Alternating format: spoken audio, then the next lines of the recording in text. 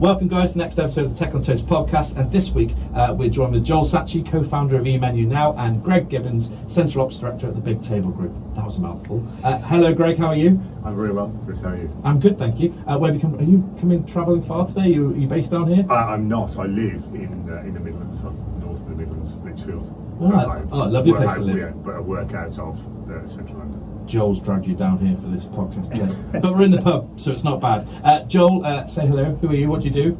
Hi everyone, my name is Joel Satchi, co-founder and CEO of eMenu Now. I suppose before we get into anything, let's just talk about your day job first, Greg. What do you get up to? I mean, I was formerly an ops director myself at some point, but tell us really what the day job looks like. So Central Ops for Big Table Group is really all about the link between the central functions and the ops teams. That eternal loop that everybody goes through of, the support functions come up with some project and the ops teams go, oh my god, what are they trying to do to us now? That was me. Yeah, so it is that helping that pathway work and also looking at overall efficiency across the business. So I look at every part of efficiency. So you're the glue. Yes. Yeah, no quibble there. He is the glue. Joel, and tell us a little about eMenu Now. What does it do, my friend? I know lots about it, but tell us a bit more. We help hospitality businesses boost sales, cut costs, and improve the guest experience without really changing much operationally, powered by some very smart plug-and-play order and pay technology. It's very good. Have you been practicing that? I've said it a few times. I think the first time I met you, it wasn't that quick. So, and you aren't from the hospitality industry, right? You're. Sorry, I'm talking to Joel here. Your background isn't necessarily in hospitality, right? No, I've spent the first 10 years of my career as a management consultant, which is essentially a suit and a briefcase traveling around helping big businesses pretty much boost sales, cut costs, and improve their customer experience. But I was doing it on the corporate side for big insurance companies and banks. But during that time, I essentially lived in hospitality, right? Because 3 meals a day out, living in a hotel for months on end in a foreign country by yourself, the best thing of my day would be going to a nice place for breakfast, going to a nice place for lunch, or a nice place for dinner. And because I'd done this day in, day out for 10 years, I got to see some serious pain points across every single country. And that's where the idea for eMenu Now came. I just wanted to solve it for me. And is it just interesting? Were the pain points similar? Oh, very similar. Yeah. It didn't. What I saw in Asian countries, I quite liked. I think you had better service. In Western countries, you could see that it was far more rushed, and the quality of service wasn't where you'd expect it. Especially when you're paying a hell of a lot more, right? When you're in the East, you could eat 3 meals for $1. When you're in the West, you're spending $200-300 on a meal. So it's very interesting to see that mix. Yeah, because I always wonder, because I talk to obviously people all over the place about tech generally and hospitality, and I think we do have a very much the industry is very much the same, in terms of the essence of it is service, is hospitality, and sometimes it gets diluted in what we talk about. But no, I think it's interesting that you make that point. And what's your view of service, I suppose, today, Greg, in the industry generally compared to where we were, I suppose, because obviously we've got lots of tech helping us or enabling us. Where do you think we're at? I think the challenge always is people. Yeah. People and consistency, and I think we all know how post-pandemic, post-Brexit, hospitality has borne the brunt of a labour shortage and a definite change in skill level. Yeah. So to get back to where we were, we're always going to have to be fighting an upward curve, and national minimum wage continues to tick up, which is pressure on hospitality because it's our biggest single cost. And I know the pandemic is obviously we're bored of talking about it, but are you still seeing? I mean, is this really the legacy of that, or do you think it's a bit of Brexit, pandemic? Yeah, I think it's all of it, and I think the pandemic legacy is people sat and had time to think about what they wanted to do. Yeah. And if you had ever been working in hospitality for X number of years, going, I really want to change job. I don't know how I ended up here. I really want to change job. That was the chance for you to reskill or go try something else, and still have that job there to come back to as a safety net if it didn't work. And lots of people didn't come back. Yeah. Yeah, it's really weird, and I find my son is 16 and he's just getting his national insurance number, and he's telling me he's going to go run food somewhere, and I'm really encouraging him to go into it because I think it's the safest place to be as you grow up. And for me, it's about managing money and just understanding how life works a bit, and our hospitality is a really nice place to be for that. Are you seeing a different type of person that's working for you now or working for your teams? I think there is it's just a different world. I think it's a challenge for Gen Z. Yeah. I think because they have grown up in an environment that is much more tech focused. So they're really great with the tech. They're really great at picking the tech up. There is a difference to how you deal with the guests, with customers. Yeah. And I think that's a bigger challenge. And as an employer, that's where we have to spend more time. The soft skills. Yeah, very much so. But also, the attitude to work is not a. It's not a. Work is my. I'm building a career. I want to work. It's. I'm working to get the money that I need for my job, for my life. Yeah. Yeah, it's a different. I mean, I just did it because I loved it, right? Yeah. I got into it. The money was never great. I'll be honest. I was earning $6,000 a year at Whitbread, living in my first ever job as assistant manager, and but the best job I've ever had, and probably ever will have, right? The most fun I've ever had. And these people problems are causing other problems, right? So it's why eMenu now exists, right? It's why tech is trying to support the industry. What specific things, what challenges are you finding that I suppose working with Joel is helping you overcome these kind of challenges you're talking about? It's consistency. So Yeah. the biggest challenge is consistency. And if you're running a really busy site and you're heading into a really busy Friday night, you think you've got your team levels right, because labour cost and management is really important. Yeah. And then 10 minutes before that shift starts, 3 of your front of house team are phoning in sick or not turning up. You're putting pressure on the rest of the team, and it becomes a challenge, and equally then a challenge to the customer and to the guest service. Having a really slick ordering system gives that guest the ability to control the speed of their interaction with you as a business. And Joel, how's it been received? Because you've come through. We were talking in Rooms 101. I think I first met you properly. Was it? Right, yeah. Yeah, which was back in October 19. No, I don't know. It was a couple of years ago anyway. But how have the way people are responding to what you're selling or what you're offering? How has it changed? Are customers becoming more self-aware of what they need to do? Are they finding it more beneficial? Because I know there was not resistance, but I think from Greg's point of view, from an operator's point of view, they're not scared of tech. It's the whole point of implementing. How long will it take? How much mess will it make? Will it actually help what I'm trying to achieve? And how will the people respond to it? And so, how's it been received? Yeah, it's a very good point. The biggest pushback is, as with any business, not just hospitality, no one likes change. Yeah. It's scary. Yeah. And in hospitality, it's absolute madness sometimes, and anything that could cause a little bit of friction is battered away just so you could crack on with what you've got planned. And this is the sole purpose of eMenu now. I created it a while back to enable hospitality businesses to access the best-in-class tools for mobile ordering and payments and guest experience without the pain of change. So use your legacy infrastructure, because the majority of hospitality businesses still have really old technology and they're stuck for various reasons in that. I'd call it a bit of a chokehold. Yeah. Sounds horrific. Yeah. But they can't leave. There's no real right time to leave your point of sale, right? Yeah. Maybe in January, when it's a bit quieter and you can do this massive change. But if you have your fundamental technology, if it's legacy, if it's dragging you back, and you want to add on, what your customers want, which is a really nice, slick guest experience solution, it can be very clunky. So what we did was we created the UK's first solution that just plugs into any point of sale in one day with no API integration required. It's super simple. And I initially did it for me, and I was mostly going to independents. And when I was going on weekends, when I was traveling in my first 10 years of my career, I'd speak to the owners and I'd look at the tech. And they had really, really old tech. I mean, this was everywhere. This was even at the nicer places. EPOS brands you've never even heard of. I didn't even know existed. I did a bit of research. Yeah. More important. I think, correct me if I'm wrong, but I think there are over 1,000 different point of sales in the UK. Really? That's good news for the marketplace. Yes.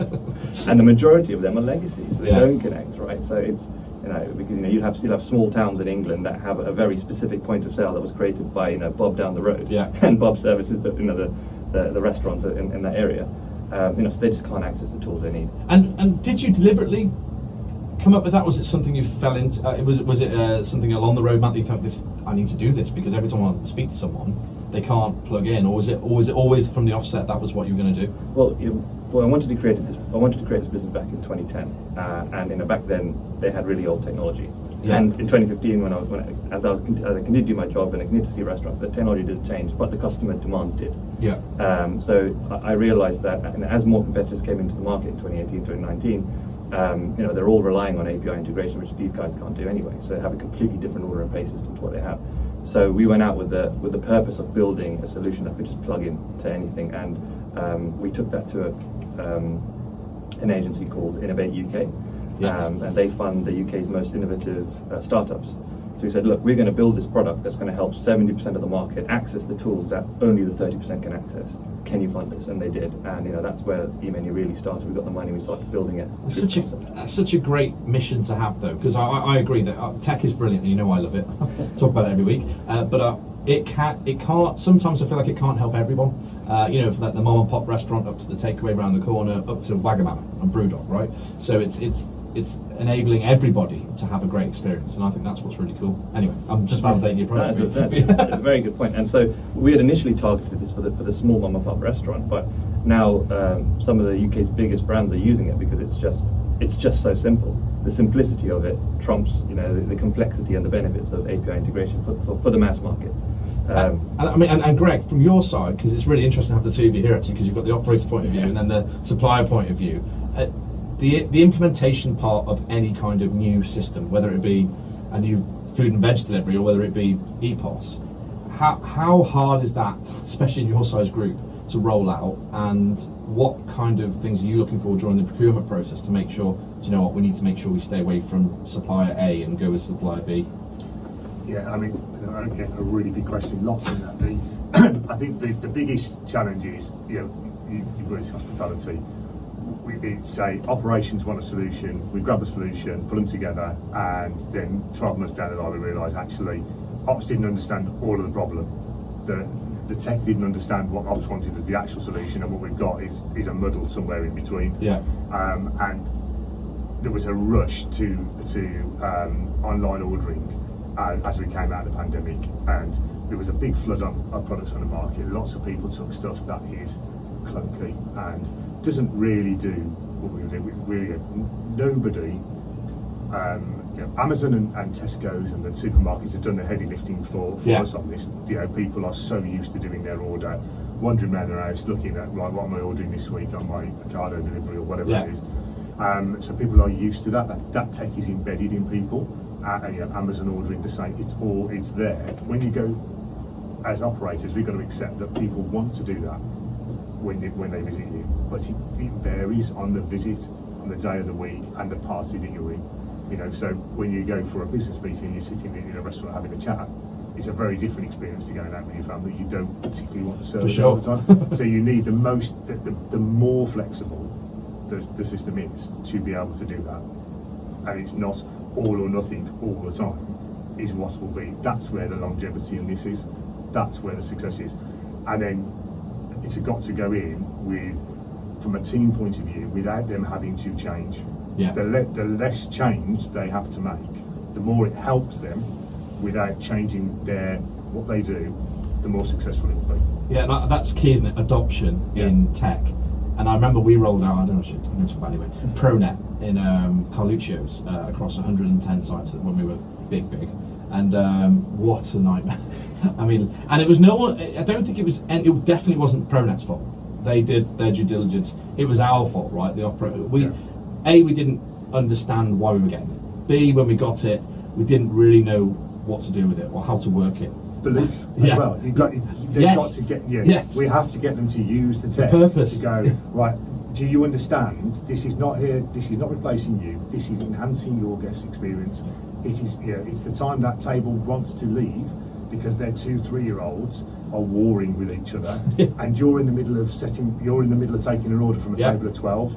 They can see you're busy. They're not blaming you, but they need to pay and go. Yeah. And actually, that's where this is win-win for everybody. And pain points. I was just talking to the Airship guys in the previous podcast about hotels, and last night I checked in at my hotel, and again I checked in online, did all my stuff, did everything they said on the text. I still had to fill out a card at the desk, knackered, tired, and it's the same paying a bill. I still got to ask for the bill, you know, after all this tech. And I know the solutions out there now, and I know, but I don't always want to do it like that. Sometimes I do want a waiter to come over and look after me and have a chat, like you said, the different scenarios. So, and I think we're calling it hybrid ordering. Is this right, Joel? Am I referring to the right? Yeah. So the correct terminology is hybrid ordering, and I think what you just described is that, right? Yeah. And how is that?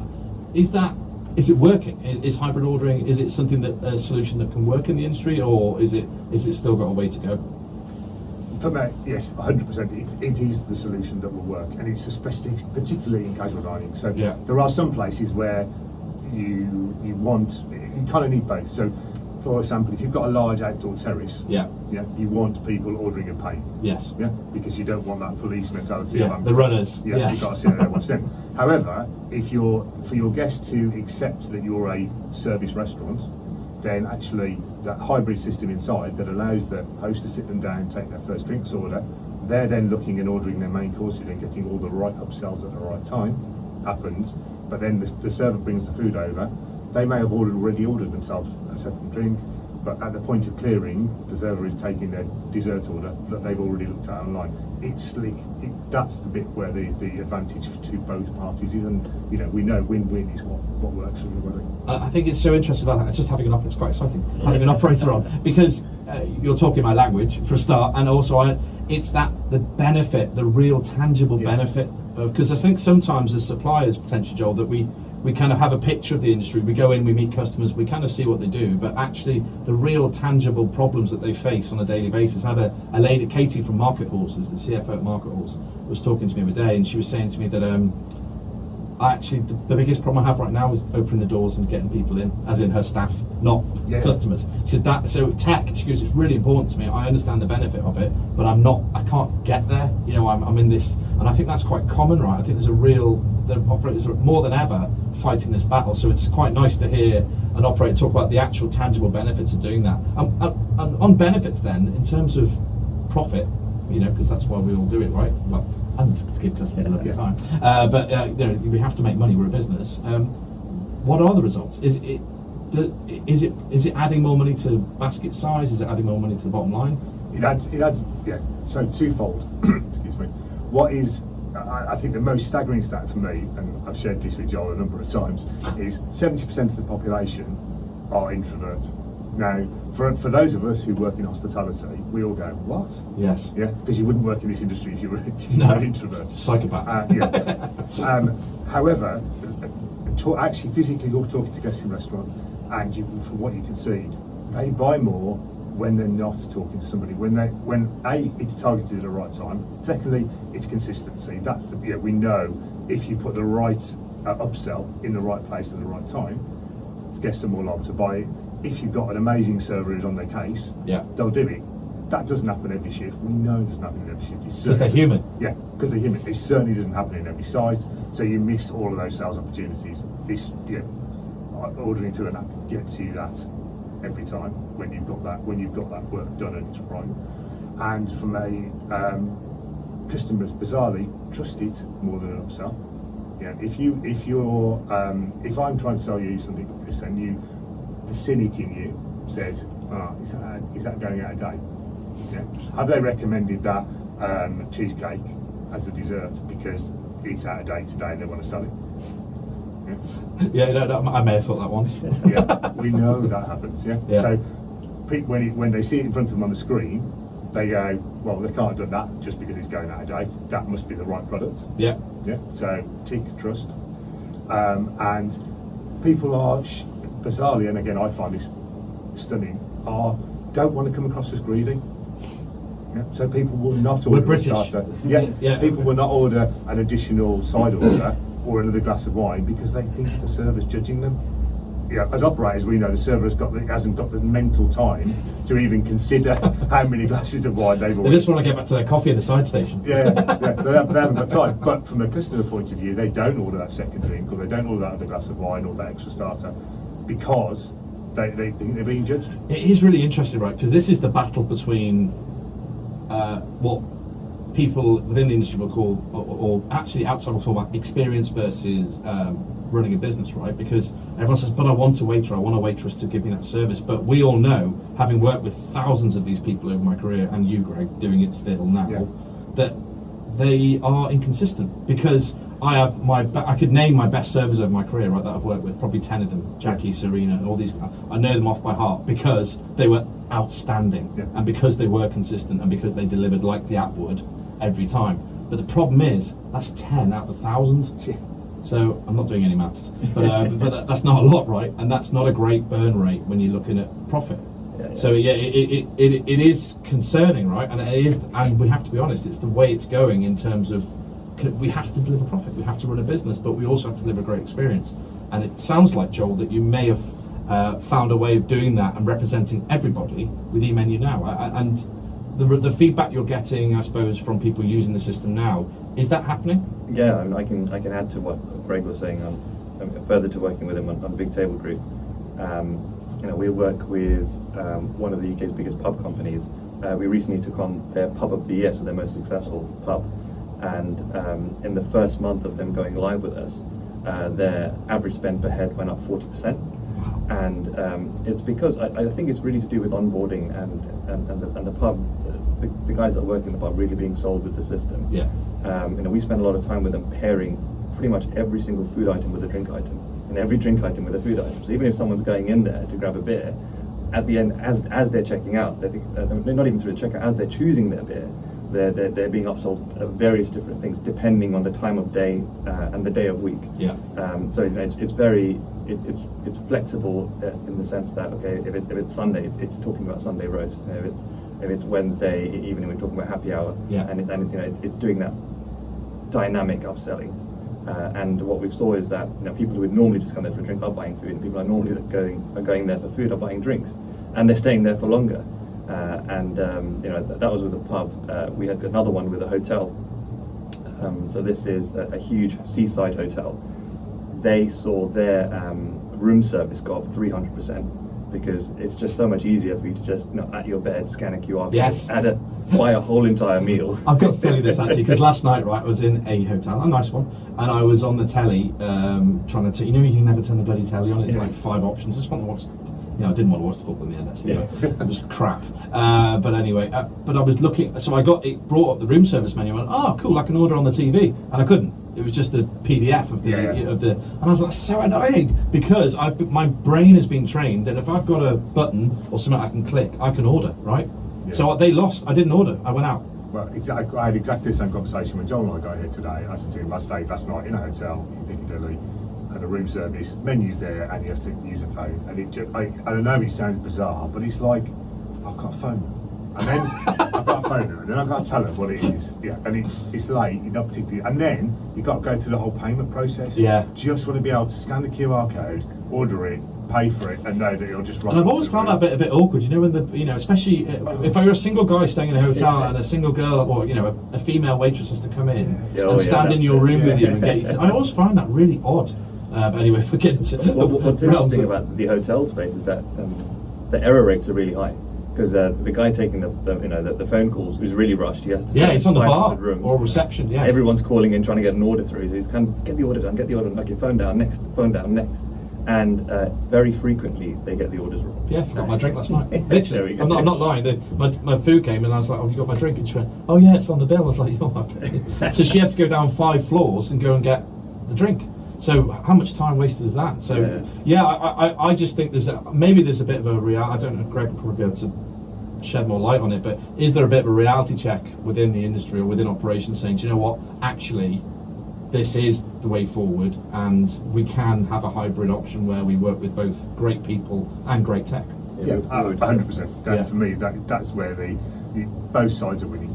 You're not making your guests feel like they're getting shortchanged and they're not having an experience where they're reacting. They've got that service, and your servers are equally more efficient, and we're getting the best of both worlds. So you're getting that upsell. And do you think actually that people think that people want human service and waitresses and waiters more than actually the customers do? Hospitality does. That's what I think. It's ingrained in us to go, we can't do that. But it's not true. Yeah. It's not true, because and we're all moving that way because Look at checkout tills. Yeah, you don't see humans anymore. No, 10 years ago there was one checkout till. Yes. And 40 checkouts. Yes. Now it's the other way around. Yeah, and the labour's great. And also, but I find myself going. If you walk towards somebody and there's somebody sitting on a checkout and they've got nobody in front of them, and they look at you, you're like, oh, I don't want to come to you. I want to go over there and just get it myself. Yeah.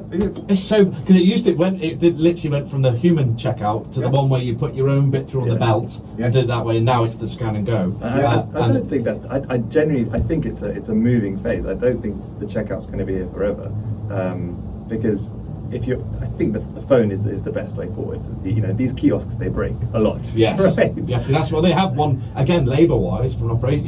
They have a human standing there watching the idiots not being able to scan me, not being able to pay, and then or it breaks or whatever. So it takes up space, and there's a lot of infrastructure work you have to put in there. But actually, just having a QR code means, and also there's the bit about there's someone behind you waiting to order, so you're kind of rushing through your order. Yes. No, but there are 20 people there, all of them with the kiosk in their own hand. Is so much better. I genuinely think the kiosk will disappear at some point. And people you think about sitting in a pub watching a football game. Who goes to the bar? No one. You don't want to. No. You want to just be able to keep ordering another beer when you want another beer. That's like I used to do live music at Hard Rock when I was there, and we used to we've got a big night on Friday, we've got a live band, no money. Yeah. Because when you're watching a band, you don't want to go to the bar, you want to watch the band. So, but in 10, 15 years ago, if I had QR codes then, I'd be clearing up, because they just keep buying. So it is really interesting, and I do think there's been resistance, or timing's been bad, or the people and the product's been poor. The product hasn't done. It's been too clunky. It's almost been tested, hasn't it? Yeah. Like the poor operators have been testing product for the tech guys, and now actually we're coming to a full circle where the best stuff is left and still going and getting better, because you're iterating now to fix problems that Greg's got. And on that, what about problems that you have? So allergens obviously is in the news massively last year, and will continue to be so. Flexibility on menus, as you just said, pairing drinks to food at different times of day, at different day parts. Is that's what you want, right? Yeah, I mean, the allergen part of it's really interesting. So I'm one of those weirdos that has a nut allergy. So you experience it a lot. There's no comment there from anyone. He just looks at me. We just accept it. Yeah, everybody's just gone down in my estimation. He's from the Midlands and he's got a nut allergy. Next thing you tell me you're a Real Madrid fan, then I'll be really sad. No, I'm a bit of fun. So okay, you're fine. Whenever you have that conversation with the server, if they ask you, which is getting better than it was, if they ask you, the experience you then have is massively different. It's from do I actually trust what they've told me? Have they just put down this huge document in front of me that I'm now cross-referencing every dish on the menu to work out what I can and can't order? Or I'm just going, do you know what, I'm going to wing it because I don't trust any information that you learn over time. I'm never ordering a brownie, I'm never ordering this, so you know what to avoid. Whereas actually with eMenu, you've got that chance to click on nuts at the top, it'll take it out, and then that menu is personalised for you, and depending on how severe your allergy is, that's a much better experience for you. Yeah, and Carl Uchers was one of the first groups to do gluten-free dining back in 2005, and wow, we were so militant with it. Like it was, we were drumming it in, and we really hurt a young girl got a dust. Dust from a bread roll ended up on her plate, and it really, she was made a full recovery, but at the time she was very sick. And I remember, I'll never forget, our ops director reading out a letter in front of the whole company to 100 GM saying, "This is what you did to her," and it stuck with me. And I've always thought that is something you cannot rely on a human to do. You just can't. It's like giving it's like saying to the surgeon, "Oh, just go and get your under surgeon today because you can't be bothered." It just never will work. You need to protect it. And I actually think tech, because it's so automated and so consistent. It doesn't break. And everyone's listening now going, "It does." But in this scenario where you set a rule up and it's this, and unless someone who is the admin of that rule changes it, it doesn't change. It's absolutely huge. I think and does it? I presume, Joel, it does it for all different allergens that people may have. Yeah, all dietary requirements, all allergens. This is again one of the fundamental reasons I created eMenu. It started off with just a very, very smart allergen, smart electronic menu, and then we added ordering and payment. Right. Okay. Because when I was taking my team out, as a consultant, sometimes we 10 of us, and invariably 1 or 2 people had severe allergies, and that process that Greg mentioned, it's so embarrassing for that person bringing a book out and say, hey, why don't you figure out. Here we go, weirdo. Just check through your 14th menu. Yeah. We'll just, well, you've been there, right? We'll just put a hat on you. You could have a big hat with an eye on the top of it because you're the allergen person, on that time. Yeah.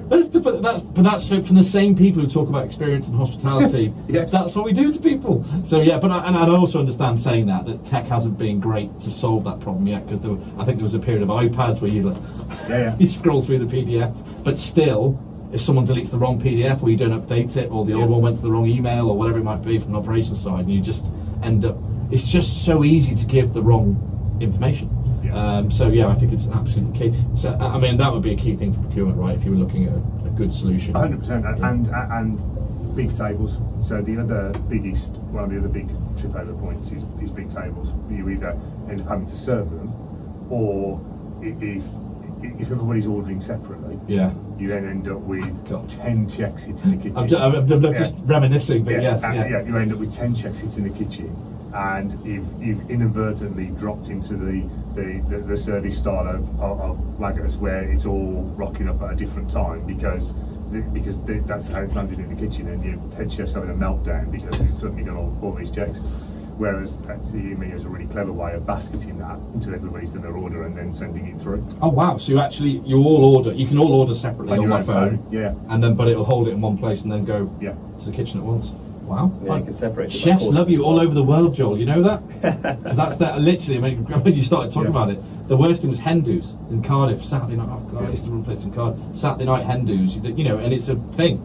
20, 30 of them, and they're all had a few before they arrive anyway, but then it was just like catching smoke trying to get the order through, and the poor waiters and waitresses had no chance. And again, it's not the customer's fault. That's their night out. They booked it. We took the booking. We've agreed to it. We have to service it. So it's a tech solution for what is a genuine for Cardiff hen nights. Yeah. Well done, Joel. You can put that on your website now. Good tagline. I like Yeah, you like that. And what else is it giving you? So, and the menu flexibility. Explain me a little bit more about when you talk about the pairing. Mm-hmm. That's quite interesting. So, is that something you do with every client, or is it specific with one or two? Yeah, we actually try to do it with every client. It depends on how engaged they are. Right. The onboarding is extremely important. It's every customer has their own account manager, and they have weekly check-ins, daily check-ins to start off with, then weekly, then monthly.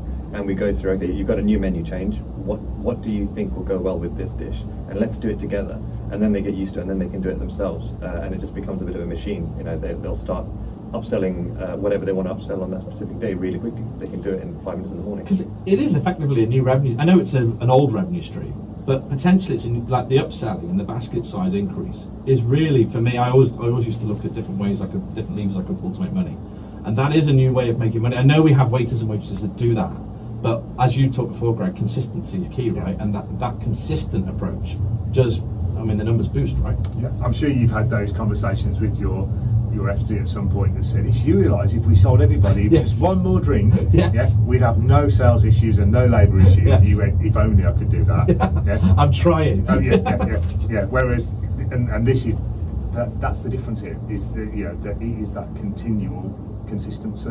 Wow, when you think of it from a bird's eye view, it's really powerful. Yeah. Because it is delivering an e-commerce style hospitality revolution, isn't it? It is basically where we're heading towards, where people can treat their business in a hybrid fashion. So we supply everyone in the way they want to be supplied, but in a way that we can make money from many different ways. Yeah, and my marketers love it as well, the whole experience side of it. So with Burger and Lobster, we're working on a concept where you provide different cocktails depending on the day of week, and to see which one actually sticks. And then if this one sticks, then let's provide that cocktail more, and let's see how the cocktail sales go up. And also adding some really cool things like learn more about where our lobster came from. It was caught fresh yesterday in Canada. This is how it's made, and this is how our cocktail's made. Like all the videos, and getting this menu becomes a storytelling tool about your brand. It's a billboard in your hand. It is. It really is. No, and it's just interesting that the right, circle back to the start around the human versus machine type part, that actually the experiential side is getting probably better. I mean, don't get me wrong, I'd love to be in a busy, bustling restaurant, people hovering around me and all that noise going on. But you also I want to manage the pace of my food. We went up for dinner on Valentine's Day, me and Kerry up in a local Italian. Amazing food, amazing service. But we were done in 47 minutes, 3 courses. Literally walked out like, literally shattered. It was like we'd had a drive-by dinner. And because we were made to eat that way, because every time we ordered, it came, because they were super efficient because it was Valentine's Day. So they were being very uber efficient. But the problem with that is, I've booked my table for 2 hours or whatever it might be. You kind of want to hang out, but you almost feel like once you've had your dessert, out. So it's a very weird thing. It's something we're unpicking from the sounds of it, which is great. And Greg, I've got to ask you about robots, because Joel told me I had to. In fact, I think he called you Mr. Robot at one point. I was in the Hard Rock Hotel the other week, and there were some robots clearing tables and delivering food. And I was watching a Hard Rock's part of my career, and I absolutely loved it there. And they were very experiential. And I was watching the waiters interact with them and the customers, and it was great. And it really fitted quite nicely into the Hard Rock, and they had names. They'd named the 2 robots. I can't remember the names. But you're an advocate of this, right? Aren't you part of the reason they were there? Yeah. So I came across what are loosely called tray service bots, probably just over 12 months ago. There were a couple of one-off sites in the UK with them, but no brands at all. Yeah. After talking to a number of different people, we got to be able to do a test in a site, and everybody was cynical. Yeah. Everybody was right. Are you really? What are you doing? Everybody was cynical. We put them in this site, and within, I would say, 2 hours of them going in, it had changed everybody's opinion. So the team in that site, the general manager in that site, the operations team in that, the ops manager for that business, were all like, "Holy hell, this is game changing." And it was really clear, really quickly that they're so simple for the team to use and support the team with. The guests just are mesmerised by them. There is no other word. They're mesmerised by them. We have had more social media and filming of the bots than you could shake a stick at. It's a great marketing idea, isn't it? Just the phenomenal. Food on the robot. Yeah. Children love them. Of course. Absolutely love them. I mean, it helps they've got a cat's face, and you can stroke them, and they'll stop, and they'll talk to the children. Wow. Right? But they are so clever.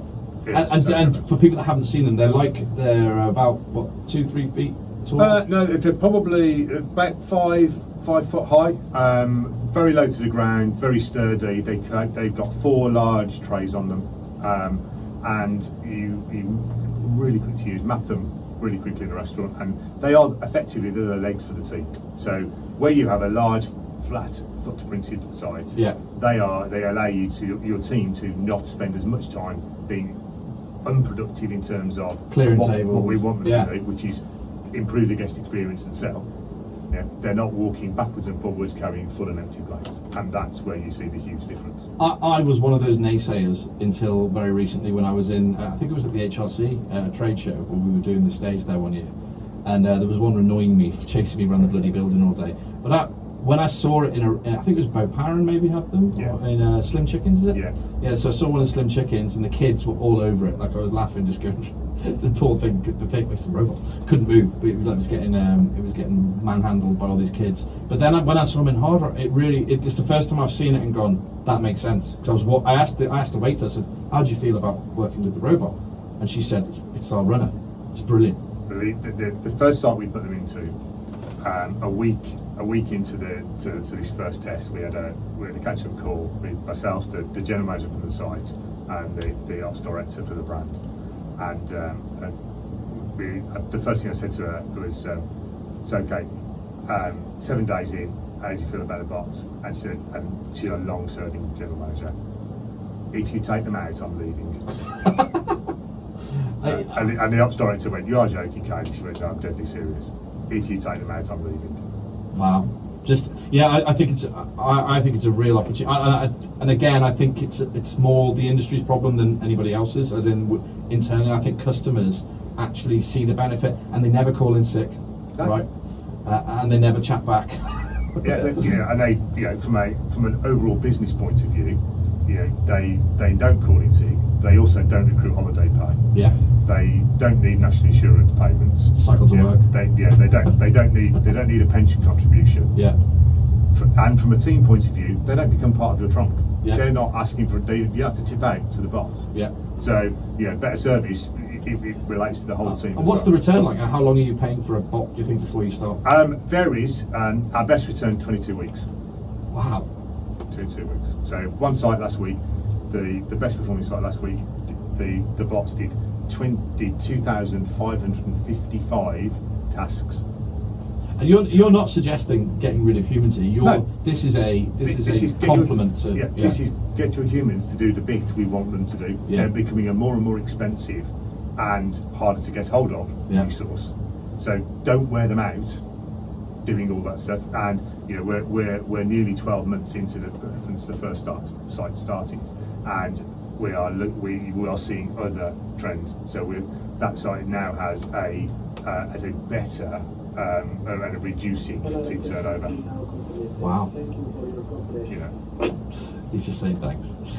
That's great. So say that last bit again, sorry. Yeah, sorry. So we can see over a 12-month trend that where that site had a higher team turnover, is now against the brand average. It's now trending under the brand average, because actually the servers don't come off shift battered from carrying heavy plates backwards and forwards for 9-10 hours. Yeah, and getting involved in complaints with customers, because obviously they're running around doing 27 things when really what they want to do is serve people. Yeah. I love it. And it might be worth talking about how you're splitting your restaurants in half with a complete automated service with e-menu. Yeah, so that's what we're working towards. Is that next that next gen of right? How do we link e-menu through and into the bot as well, so that you can come in, you can go to sit on one side if you're in that right high speed.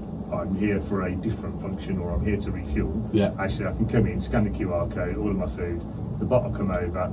I'll take my plate off the bot, and I can eat, and I can pay and go. And I don't need any human interaction. Or I don't need to take that. I can sit on the other side, and I can have human interaction. Really hybrid. I mean, you've just got two lanes to pick, right? Yeah. And what you were talking about something in America, weren't you, Joel? The digitalized sommelier.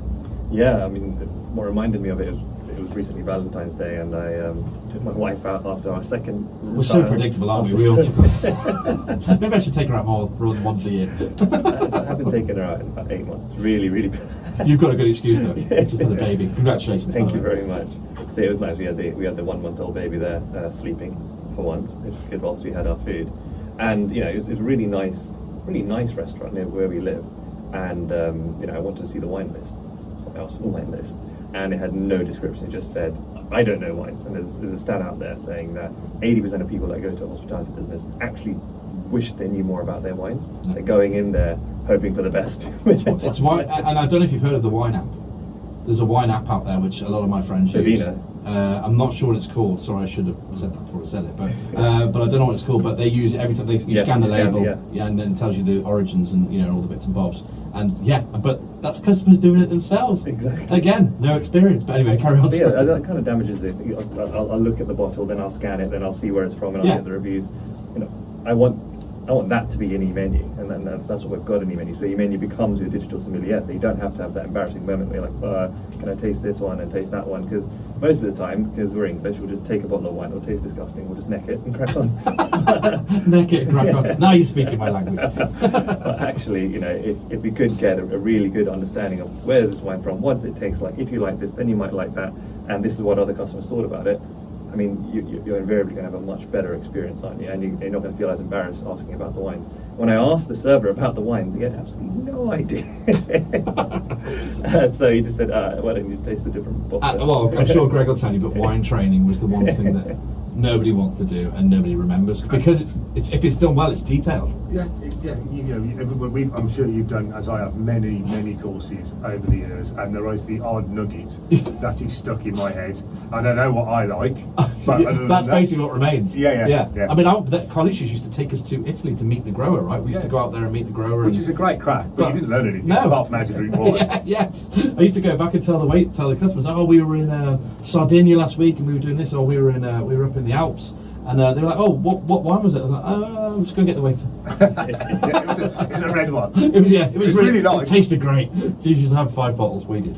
Anyway, right, and I want to talk a little bit about integrations because obviously when you're building a tech stack or you're adding things to your tech stack, everyone hears the word API and in operations 5 years ago, well, what the hell's an API? Now everyone knows what an API is, I think. And I think it's a real issue. Greg, how much comes into your thinking when you're looking at products like eMenu Now or whatever else you use? I saw you chatting to the airship gentleman outside. I think integration is hugely frustrating, and I think depending on it feels that the larger, older school EPOS companies don't want to play ball. Yeah, they're dragging their feet. They can see the market's changing. They're not. Then they're doing everything they can to not facilitate. And it's not because they're not agile, is it? Is it? Do you think it's a deliberate decision not to do it, or? I think it's they can see where the market's going. They understand where we need to get to, but they don't have the fleet of foot because they're big businesses. Yeah, it's like turning around the Titanic. To get to that position. So how do we stop that? We put a price tag on our APIs. And actually, we then don't have to do the dev work. We can just pocket the cash from other people doing the dev work. Yeah. And actually, that then just holds us back, and it's all a bit frustrating, I think. Yeah, and a bit obvious. Yeah. Yeah. And Joel, I'm guessing that frustrates you as well, right? Because you want to work with as many hospitality brands as possible, which you talked about right at the start. That was your mission. And not that you're being blocked, but it kind of is like that a little bit. Or you feel like. Because I saw a real kind of coming together of tech suppliers over the pandemic, I suppose. Everyone kind of realised that we need to work together a bit more, and the barriers came down. But I think Greg is correct in the fact that some of those people may be retreating. Yeah, I'm the kind of person, I don't like to bundle products in my personal life. Yeah. So I won't get my home insurance, my car insurance, my life insurance, whatever, with the same supplier. Yeah. Because now they've got me. Right, yeah. They can put their premium up by 10, 20, 30%. I'm not going to change because I might lose. Yeah, it's a lot of There's a lot of headache, right? And that's exactly what's happening with point of sales. It's I'm going to give you your mobile ordering system. I'm going to give you this system and that system and this system, and you feel completely trapped with that point of sale. And if you go with someone else, we're going to start charging you, like Greg said. Oh no, even though this other service is far better, going to give you exactly what you want, and that's now becoming more of a barrier as point of sale systems start building out their own mobile ordering and payment system. They start blocking, I guess, best-in-class services, which can be a pain point. But of course, we've got a way around it, which is the plug-and-play aspect.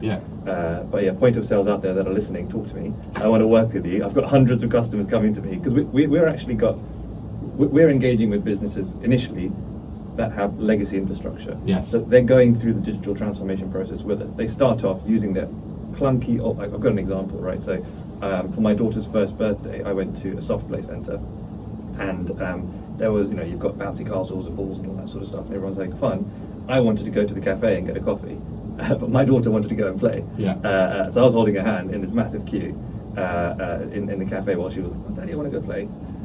Finally went to the front and I looked at their point of sale. They literally had a button called chips. Just imagine going out with Joel. Everywhere he goes, what do you use? You're right, laugh, Dad.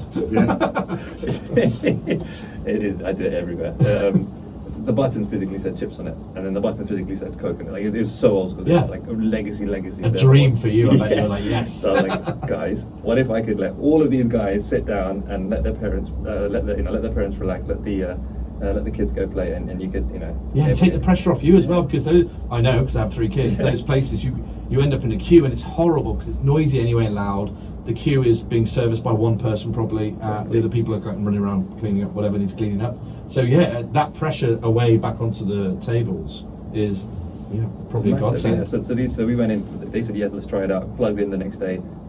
huge change. I mean, everyone was happier. People were actually tipping. They never had tips in the past. bless And they were you. sitting down and getting full meals and not just a croissant and a coffee. They were getting, a full breakfast, which is fantastic.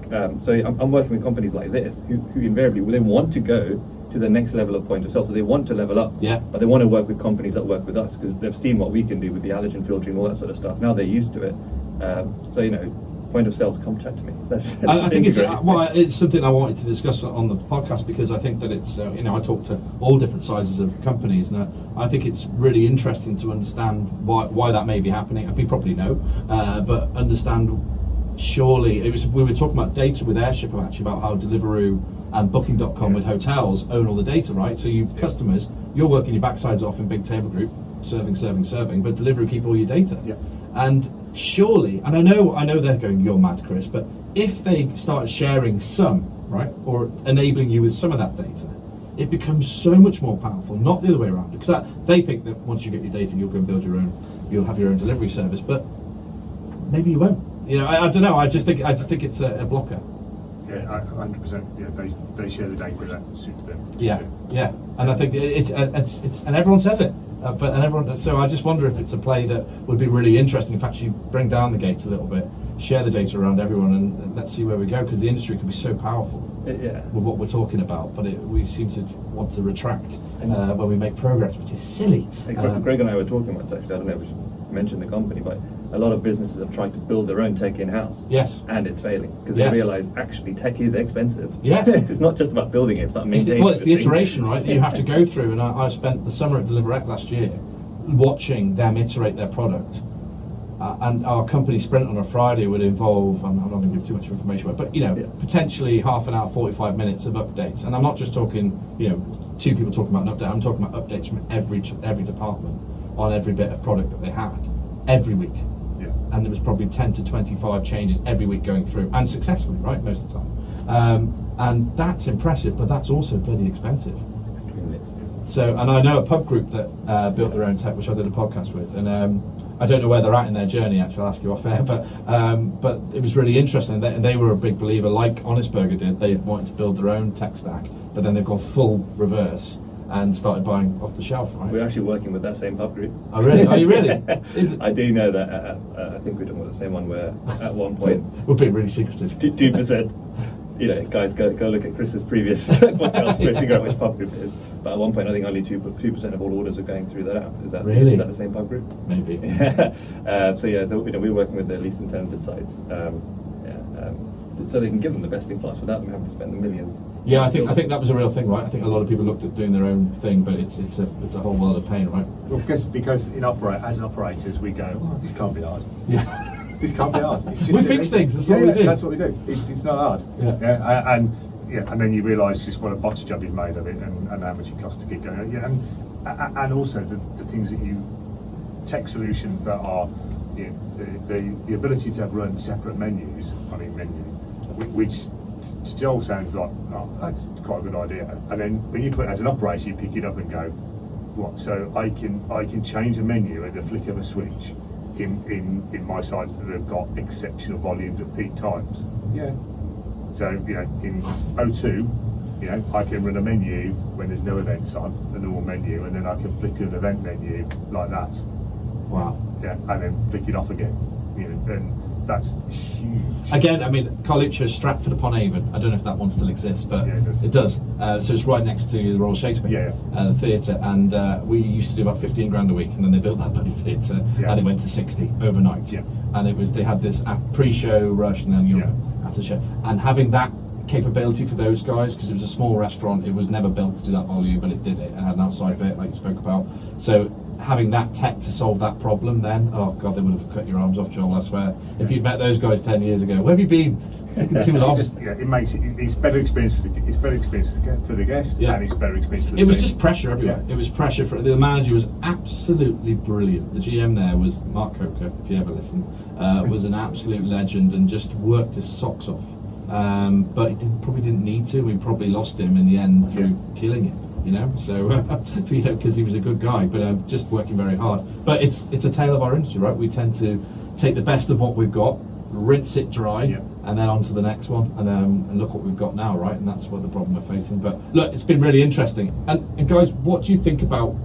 We've talked a lot about the future actually with robots and actually allergens and what you're doing with allergens. What do you think the future of the industry looks like? I'll start with you, Greg. Just over the next period of time, really, in terms of the people shortage and everything else you're facing. What do you think is going to happen?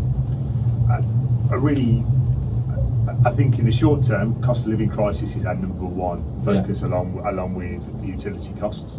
I think utility costs are going to have a big effect on people over the coming months. Less frequent visitors spending more money in general is where we're going. So, you know, sales and spend per head is a real focus, and I think we'll go through a period of making sure everything that we do deliver is really good quality. Yeah, and do you think that leads to smaller sites? Just out of interest, you know, when you're road mapping out your openings, when you're looking at less frequency but higher spend, because it's hard, isn't it? Because like on a Saturday you want to accommodate everybody. Yeah, well, there is big. The peaks are peakier, definitely. The downtimes are more downtime, but the peaks are peakier, which means capacity management and how you're dealing with those huge volumes is really important. And team flexibility then becomes a struggle. Hence, even you guys need to extend that process. But I think the growth of leisure hospitality, that is also for all of us. We have to be looking at that. It's not going anywhere. Yeah, that's really good. Thank you, Greg. And Joel, what do you think? Yeah, I think experiential visits are going up. You know, I went to Toka Social Friday, and I haven't been out in ages, but I thought we're going to go play football together, and we spent a lot of money just playing football, also having a lot of drinks. I think the smaller businesses are actually going to struggle. The ones at the lower end of the market, because they can't inflate their prices as much as their prices are going up. So they're going to have to make some very hard decisions, and what can really support them is technology. So I do think technology will be adopted a lot more on the lower end of the market. I think that's probably the main big change that will come on because of the cost pressures. The large, at the fine dining end, I think they'll all be fine because people will still go out there. Right? And how do you get that message out? Because obviously, the kind of people that we kind of hover around are what we'd call enterprise business or mid-market business. These guys that you're talking about, which are, as you said, the majority of the industry, how do you get to them? Because without actually beating the street and just popping in, or is that the way? No, we do a lot of things like that. I mean, it's through our networks. I mean, Greg will know loads of independents, who will know loads of independents, who will know loads of independents. True. They actually refer each other. They kind of in one town, most of the hospitality businesses know each other.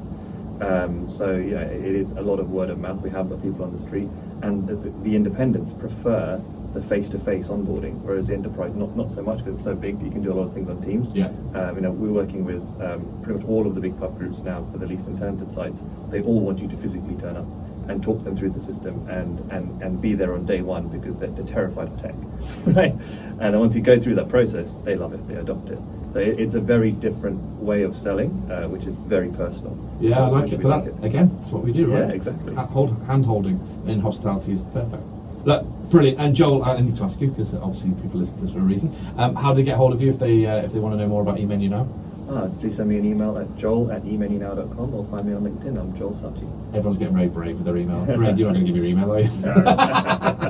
And Greg, I'm sure people can find you on LinkedIn if they want to reach out to you and talk about anything. Yeah. Perfect. Yeah, he's like, leave me alone. But you don't want to see my email. No. All right, look, thanks very much, guys. Appreciate you coming to my pub. I've now taken over Brewdog in Waterloo. So that's it for this week, and we'll see you soon. Say bye. Bye-bye. Thank you very much. Thanks, bye.